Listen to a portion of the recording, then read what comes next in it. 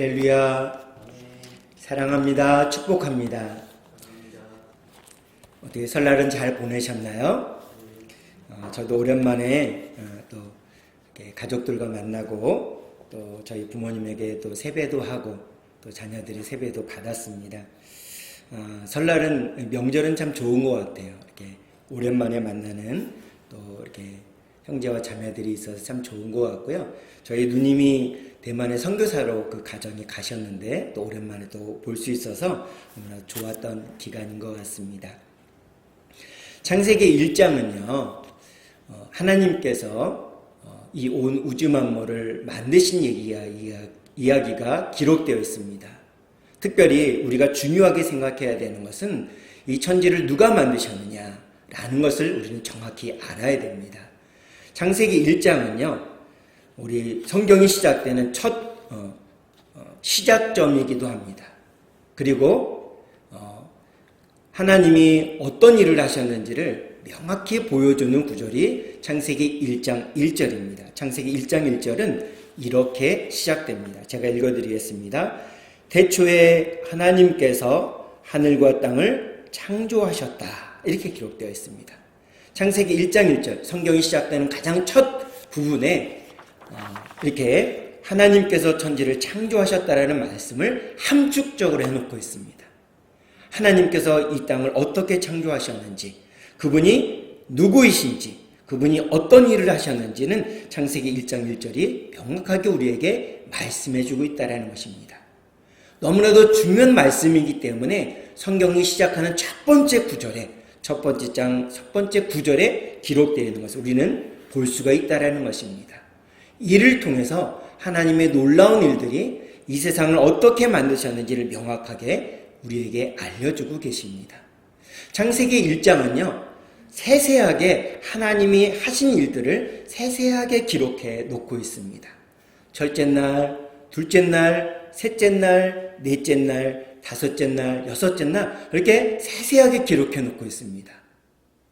하나님이 이 모든 것을 내가 만들었다, 이렇게 말씀하셔도 될 것을 왜 이렇게 세세하게 기록해 놓고 있을까요? 그것은 하나님 편에서가 아니라 우리를 위해서 하나님께서 그렇게 크게 배려하신 것을 볼 수 있습니다. 우리는요, 눈에 보고도 잘 믿지 못하는 연약함이 우리 안에 있습니다. 그래서 하나님은 세세하게 그걸 말씀해 주실 수밖에 없다라는 것입니다. 첫째 날 무엇을 만드셨는지, 둘째 날은 또 무엇을 말씀하셨는지, 또 셋째 날은 무엇을 창조하셨는지, 넷째 날은 무엇을 만드셨는지, 다섯째 날, 여섯째 날 다 세세하게 말씀해 주고 있습니다. 하루하루 행적을 정확하게 우리에게 기록해 놓고 있다는 것입니다. 이렇게 하나님께서 정확하게 기록해 놓으신 것은 하나님의 손길을 통해서 창조되지 않은 것은 이 땅에 아무것도 없다.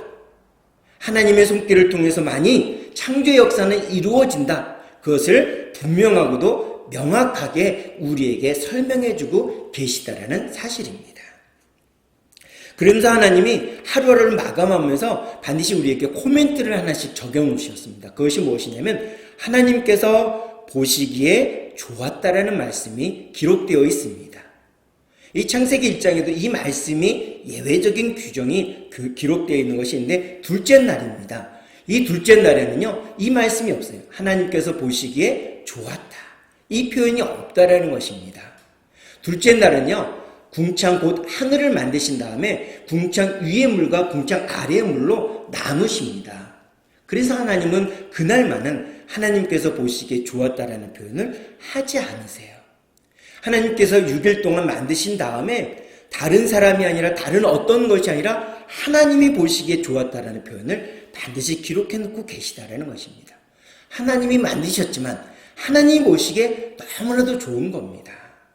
그래서 하나님이 보시기에 좋았다라는 말씀을 손수 계속적으로 해주고 계십니다. 특별히 6일간의 일정을 다 마치신 다음에 하나님이 마지막 말씀은 이렇게 하십니다.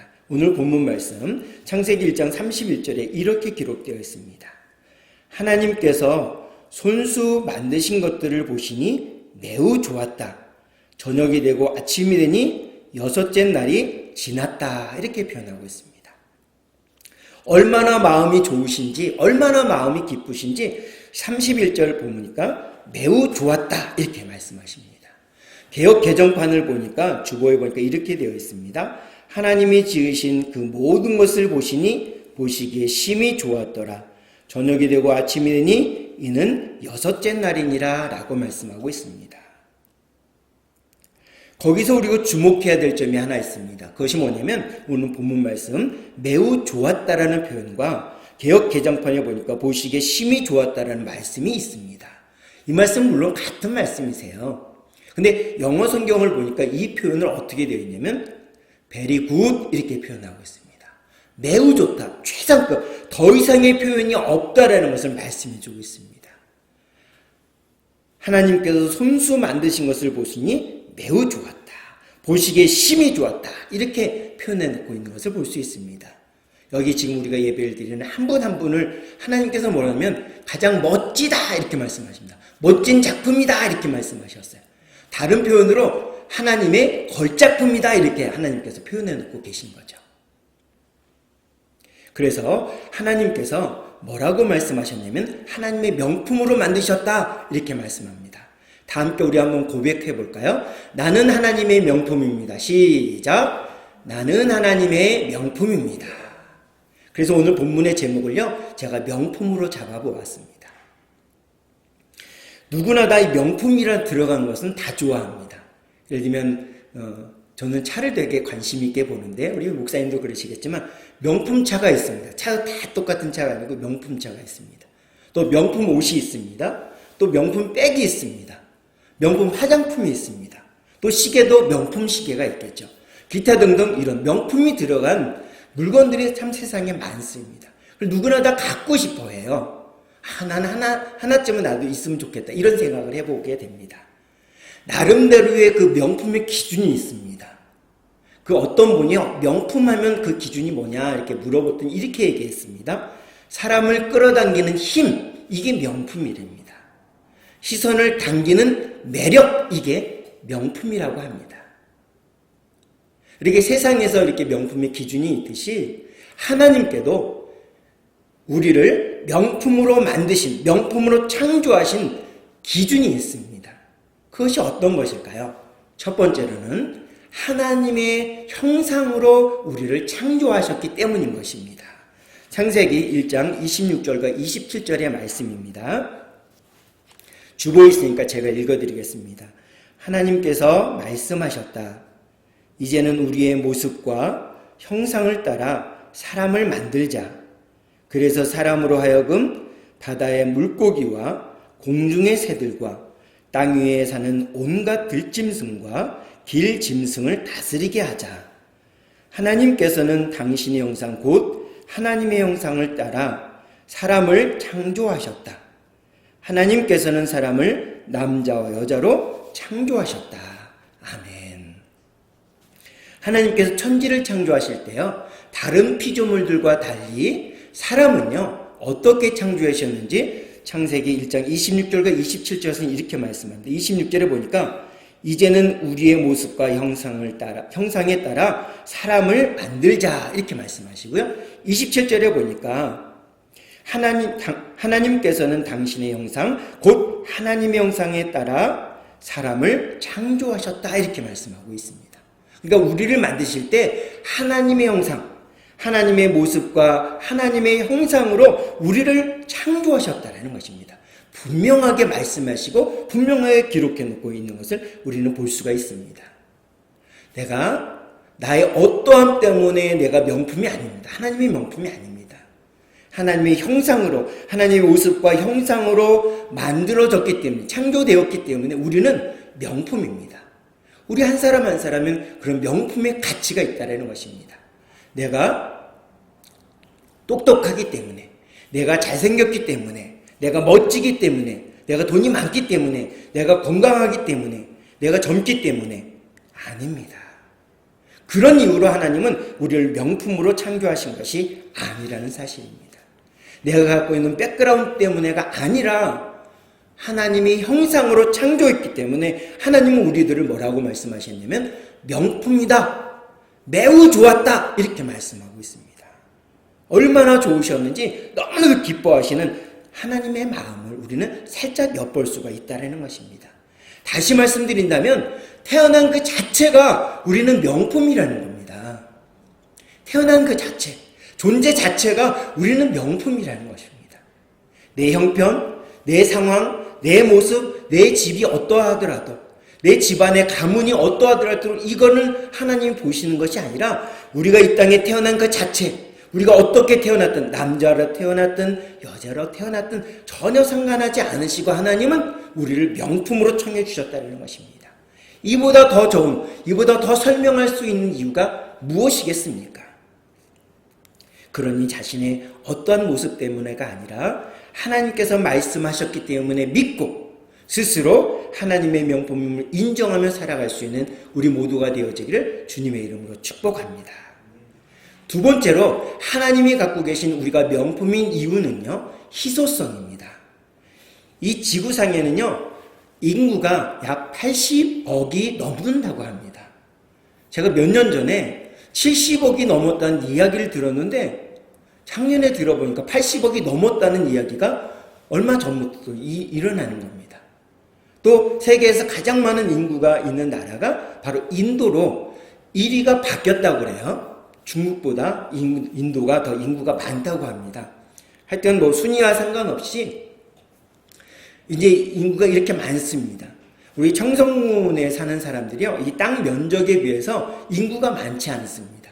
그러나 뭐 저기 안동이나 대구나 이렇게 나가보면 사람들이 정말 많더라고요. 서울 나가보면 더 많죠. 세상에 이렇게 많은 사람들이 있는데요, 그 많은 사람 중에서 하나님이 우리를 명품으로 만드신 이유는 뭐냐면 유일하다는 것입니다. 유일한 존재. 우리를 유일한 존재로 만드셨기 때문에 우리가 명품, 하나님의 명품이라는 것입니다. 희소성입니다. 명품의 가치가 무엇일까요? 세상에서의 명품의 가치는요, 바로 비싼 것입니다. 비싼 것. 돈을 많이 들여서 사는 것을 명품이라고 얘기합니다. 또 하나는 한정판입니다. 한정판. 몇 개. 얼마 전에 돌아가신 삼성그룹의 이건희 회장, 고 이건희 회장이요, 탔던 그 차가 세상에 5대인가 몇 대인가밖에 없답니다. 그래서 명품인 것입니다. 세상에서 기준은 그래요. 근데 하나님은 거기에다가 한 가지 기준을 더 붙였습니다. 바로 희소성입니다. 희소성. 유일하다. 우리는 명품인 이유가 유일하기 때문에 명품이라는 것입니다.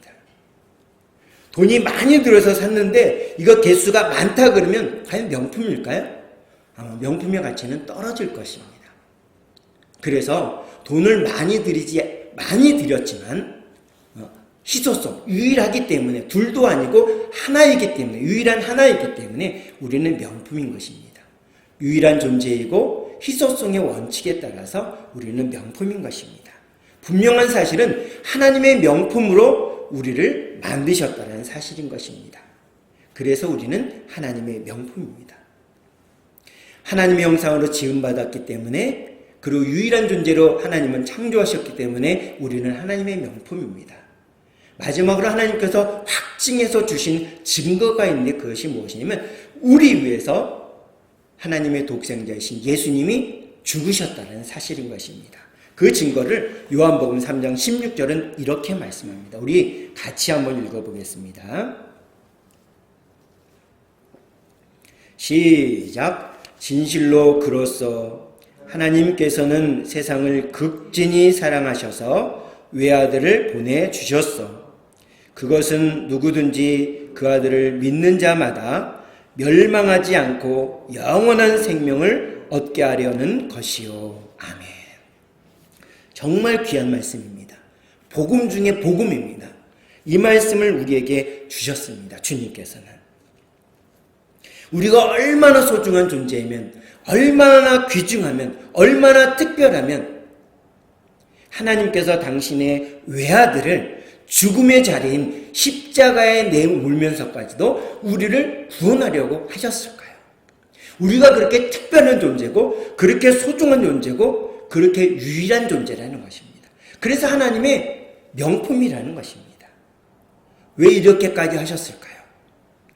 우리의 연약함 때문에 우리가 하나님께서 아무리 너는 명품이야, 너는 나의 형상으로 만들었어.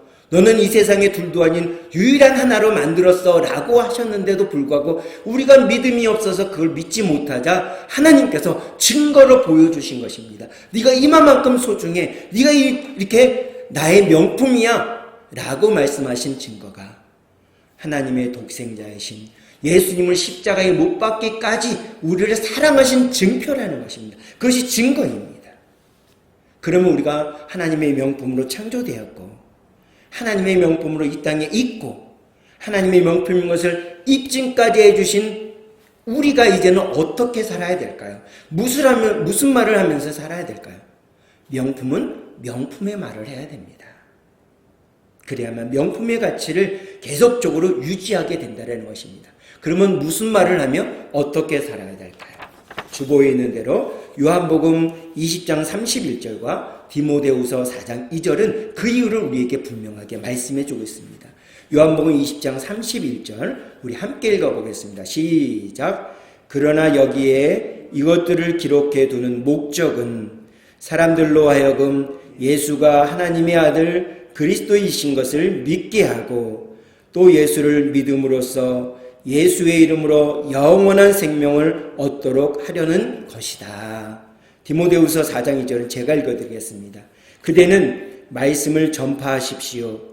때를 가리지 말고 언제 어디서나 항상 하나님의 말씀을 힘써 전파하십시오. 아멘.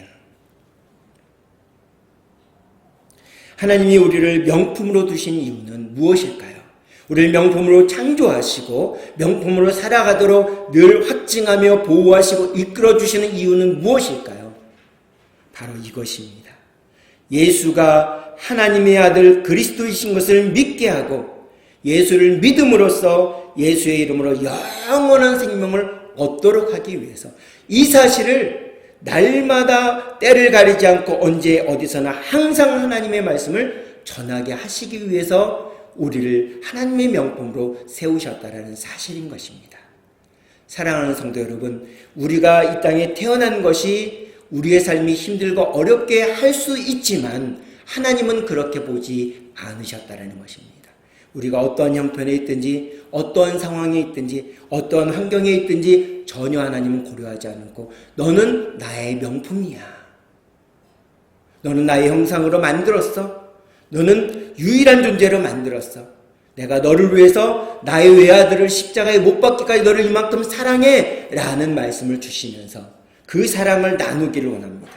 그 사랑을 나 혼자 믿고 천국 가는 것으로 내 마음판에 새기는 것으로 만족하지 말라고 주님은 말씀하고 있습니다. 우리를 만나는 많은 사람들에게 예수가 하나님의 아들 그리스도인 것을 전하라고, 때를 가리지 말고 언제나 어디서든지 항상 그 말씀을 전하라고 우리에게 말씀하고 계십니다. 이번 한 주간 만나는 사람들에게 예수는 하나님의 아들 그리스도이심을 마음껏 선포할 수 있는 우리가 되어지기를 주님의 이름으로 축복합니다. 기도하시겠습니다. 참 좋으신 아버지 하나님 감사를 드립니다. 오늘도 귀하고 복되고 아름다운 날을 허락해 주시고 나를 창조하시고 이 땅에 있게 하신 아버지 하나님께서 귀하게 창조하신 이 날에 다른 곳에 있지 않고 하나님을 예배하는 자리에, 하나님을 영광 올려드리는 자리에, 주님의 복되신 말씀을 듣는 자리에 예수가 하나님의 아들이요 그리스도이심을 선포하는 이 자리에 있게 해주셔서 감사를 드립니다. 주신 말씀 내 마음속에만 새기는 것이 아니라 나 혼자 그 말씀 새기고 하나님 나라에 가는 것을 만족하지 않고 이번 한 주간 만나는 모든 사람들에게 예수가 하나님의 아들 그리스도이심을 선포할 수 있는, 항상 선포할 수 있는 축복의 입술, 복된 입술이 될 수 있는 복된 우리의 삶이 되어줄 수 있도록 인도하여 주시옵소서. 예수님의 이름으로 기도하옵나이다.